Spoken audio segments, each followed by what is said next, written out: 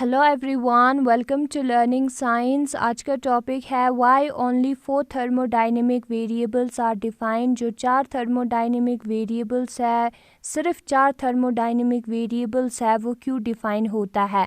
तो उसका आंसर है out of the 5 variables pressure, volume, temperature, entropy and internal energy, जो 5 वेरिएबल्स है pressure, volume, temperature, entropy or internal energy, the state of a system can be defined with the help of any two instances.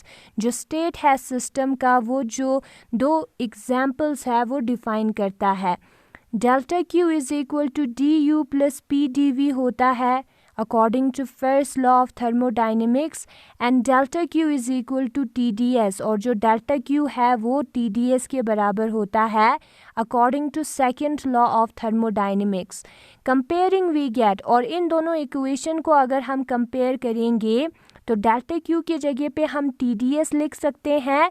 TdS is equal to du plus PdV आता है, और जो du है वो बराबर होता है TdS माइनस PdV के। साइड चेंज किया है PdV का, और उसको हम इक्वेशन नंबर फर्स्ट कंसिडर करेंगे। This equation defines the first potential U।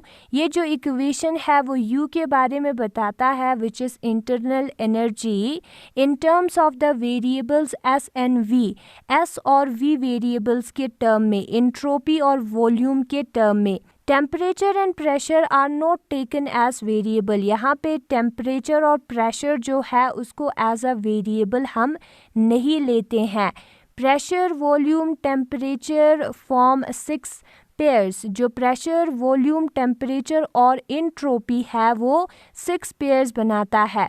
वो पेयर्स है प्रेशर और वॉल्यूम का, प्रेशर और टेम्परेचर का, प्रेशर और इंट्रोपी का, वॉल्यूम और टेम्परेचर का, वॉल्यूम और इंट्रोपी का, और टेम्परेचर और इंट्रोपी का। ये जो प्रेशर, वॉल्यूम, टेम्परेचर और इंट्रोपी है वो 6 पेयर्स बनाते हैं, ठीक है। और ये जो इक्वेशन नंबर फर्स्ट है उस पे U जो है वो इंट्रोपी और वॉल्यूम पे डिपेंड होती है। क्यों? क्योंकि जब U में चेंज आता है तब इंट्रोपी और वॉल्यूम में चेंज आता है, टेम्परेचर और प्रेशर में नहीं। और ये जो ग्रुप है प्रेशर, वॉल्यूम, टेम्परेचर और इंट्रोपी, वो जो है 6 पेयर्स बनाता है।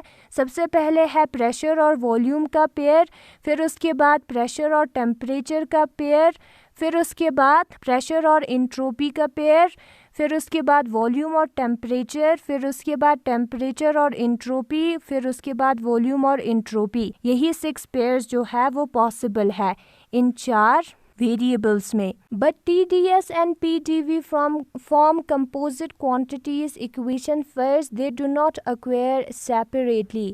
लेकिन जो TdS और PdV है वो कंपोजिट क्वांटिटीज है, यानी कि du जो है वो बराबर होता है TdS माइनस PdV के, ठीक है। यानी कि वो जो है सेपरेटली अक्वायर नहीं होगा, ये सेपरेट नहीं हो सकते हैं T और S और PdV। तो वही यहाँ पे कहा है जो TdS है और PdV है वो कंपोजिट क्वांटिटीज है, यानी कि वो ग्रुप में, पेयर में प्रेजेंट होगी, सेपरेटली प्रेजेंट नहीं होगी। Hence the pairs PV and TS can be eliminated.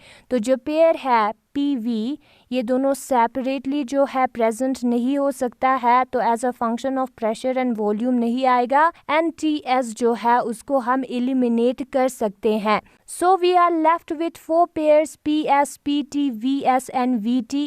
तो हमारे पास जो है सिर्फ 4 ही पेयर्स बचा, that is PS, PT, VS और VT।